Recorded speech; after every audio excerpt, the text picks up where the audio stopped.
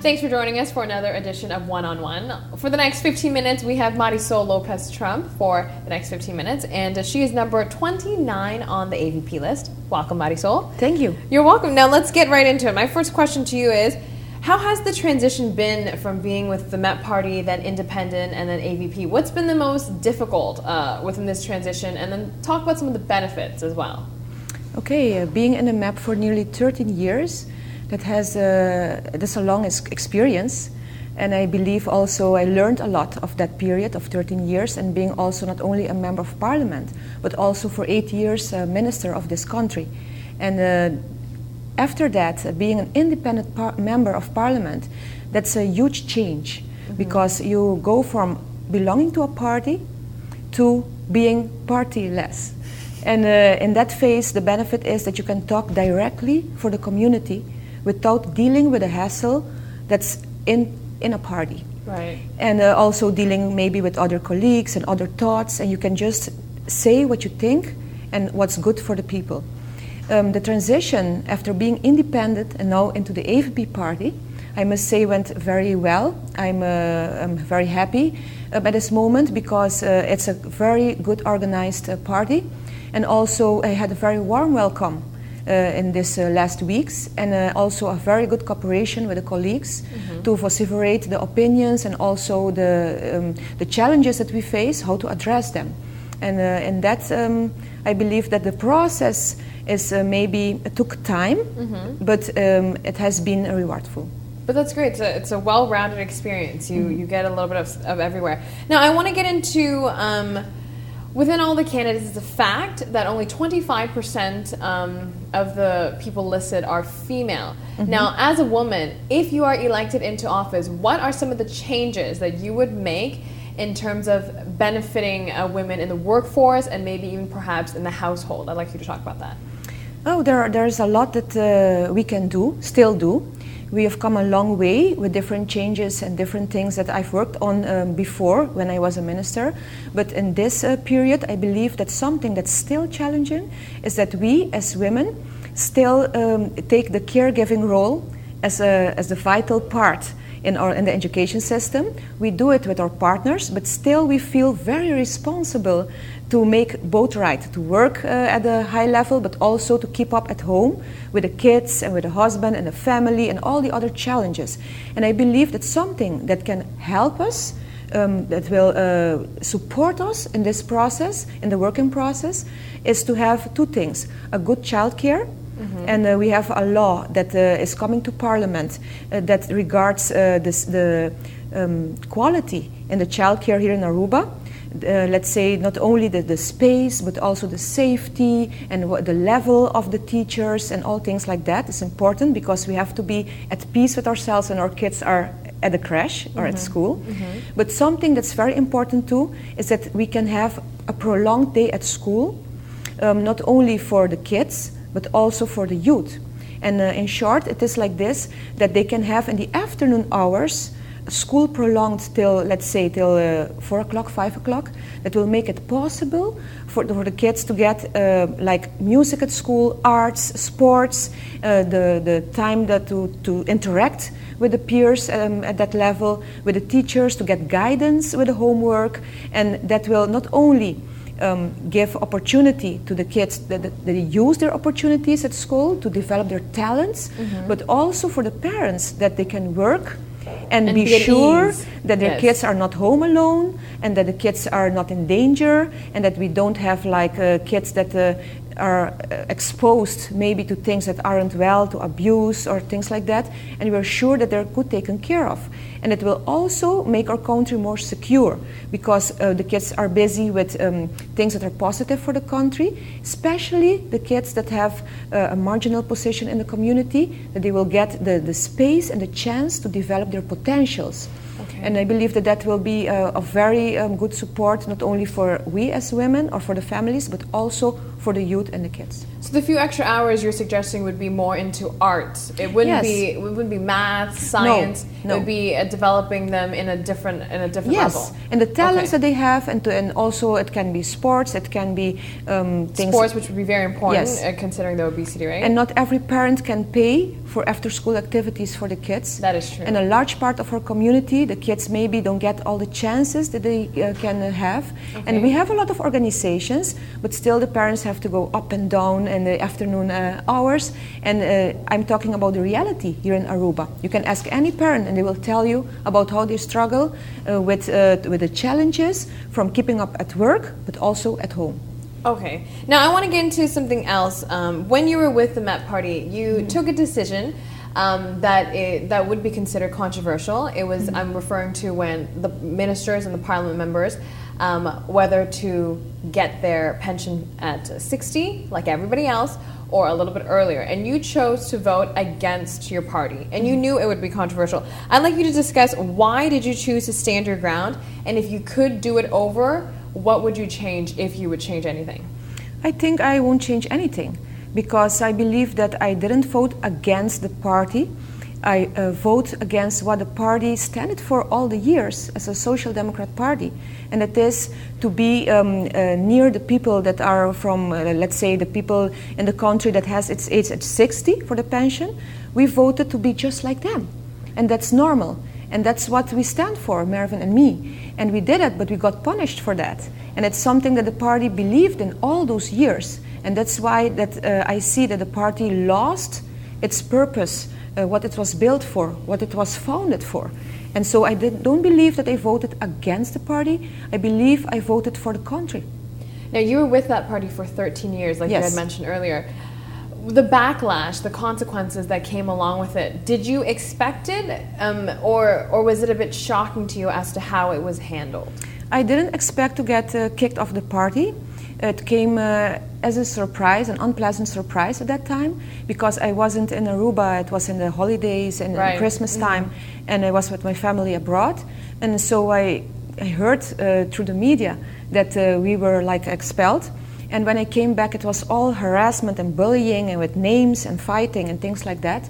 And they even asked us to give back our seats in Parliament, which I didn't do, because not only because of the votes that I have until now and the confidence of the people, but also that I believe that I did the right thing.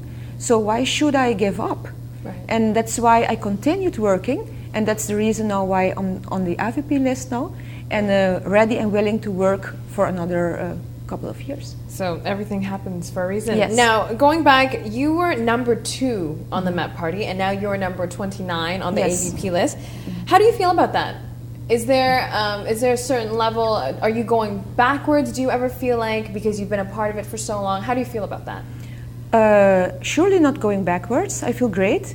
I think that it's not only about the number, it's about the confidence that people can have in you to do the work for them. And then I can say maybe the number doesn't matter that much, but it matters for the law of the voting law for being member of parliament, because if a party gets, for instance, like 4 seats and you're not in the first 4, then you're out. But if you have like a substantial amount of votes, and votes that means confidence in you, then you can still get into parliament if you get preferential votes. So the challenge for me is now to continue with what I already had through all these years of substantial amount of votes. And I hope that in the AVP party I will also get the confidence to prove that I can work for the country on number 29. I believe that the number, it's not all about the number, it's a great number. For me, it's more like belonging to a real organization that works with a common goal, and where you have colleagues that support you, and that you're in a in a place where you are supported not only by colleagues but especially by the voters. Right. And I can see that not only I got a warm welcome in the party, but also that the thoughts that I have, that they are also welcomed. Now, can you talk about, were you debating on joining the AVP list? Because you waited until kind of one of the last moments to announce being part of the list. Can you talk about that? It was not like waiting, it was like a process. Okay. Because as I already told in the first part, that being part of the MAP, then being kicked out, and being an independent member of parliament, and then the Prime Minister talked to me a lot, and we had a lot of conversations, not on the numbers or things like that, but on the future of the country, and how can I support the vision of the party, and what are the challenges that we face as a country, and how can I give also my support to that vision, and being part of the team. Right. And that's a process that you go through. It's not like through the evening and the morning and yes, you're there. And I believe that he gained not only my confidence, but also with the propositions, the program the party has.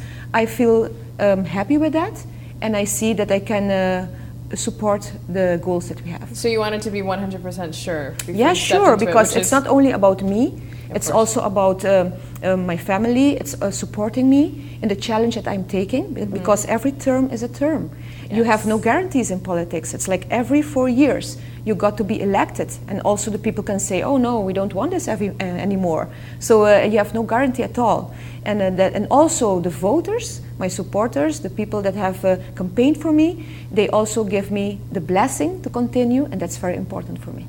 Now, I want to go back to one of the earlier questions I had mentioned to you about you being a female politician.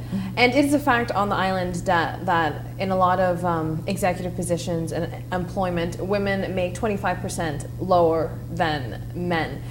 And as someone who may be elected into office, what are some of the policies that can be set in place to change this? Because we are in the 21st century, and actually wages, dealing with wage issues between men and women, we've been dealing with this for 30 years, 20 years, and now we're in the 21st century. So what would you have to say about that? Well, I believe it has been like a struggle to all the decades, not only in Aruba, also in other countries. And I believe also that it's not only dealing with money, but also getting the recognition and the real participation in the workforce or in decision making. Because I believe it's like leaning in, as they say, into big decisions, participating with on a play field that's mostly about men, with men, and especially in politics. Yes. And women sometimes we feel like, oh, it's a man's world, and we're gonna make women's issues, but it's not only women's issues; it's about all of us, and we have to participate in all the decisions and make sure that it's beneficial not only for we as women, but for the whole country. And I believe the money part, we can work on that to make it like more equal, but it's not only about equality. It's like participating, a real participation, and being part of the big decision making, even in a company. It can be at your home, it can be in the sector you're working at, and it can be in politics, it can be anywhere. And also another point is working part-time. In other countries you see that we can do that. Here in Aruba it's like until now it has been a struggle for decades. Can we do that? Can't we do that? And I believe that's something that has to be discussed with more groups, and where it should be made possible for us to decide to do that, not only for women, but for women and men. Now, very quickly before we go, Marisol, I want you to tell me your political agenda. If your party is elected for the next term, what are you going to focus on? My heart is at surely with the families, with the kids, with the elderly, with people with limitation, and I've always fought for, and until now I will keep on doing that, for bettering the quality of life of the people living in Aruba. And you can see that in the projects that I've done in the past, like building social homes for not only the elderly, the handicapped, for people who are homeless, but also focusing on education. I've worked on the national education plan. Our country has one now, and it's valid for like 10 years. So we can use that very well in developing our educational system here in Aruba. And also I believe in giving children and youth a bigger voice. I'm the founder of the Youth Parliament, and not only me, but it has flourished through the support with all the members and all the people who worked with it. And I still believe that that will be the focus, to give not only the youth a voice, but also to give families a prominent role, to fortify the families, and you can do that in a lot of ways. And that you can see in the program of AVP. Perfect. Thank you so much, Marisol. Thank you for joining us. And thank you at home for watching. Now, remember to register to vote because it is your right, but also it is also very important to remember that you need to learn about your candidates before casting a vote because you need to know what they stand for. And on that note, be sure to tune in for the next edition of One on One. Thank you, Marisol. Thank you very much.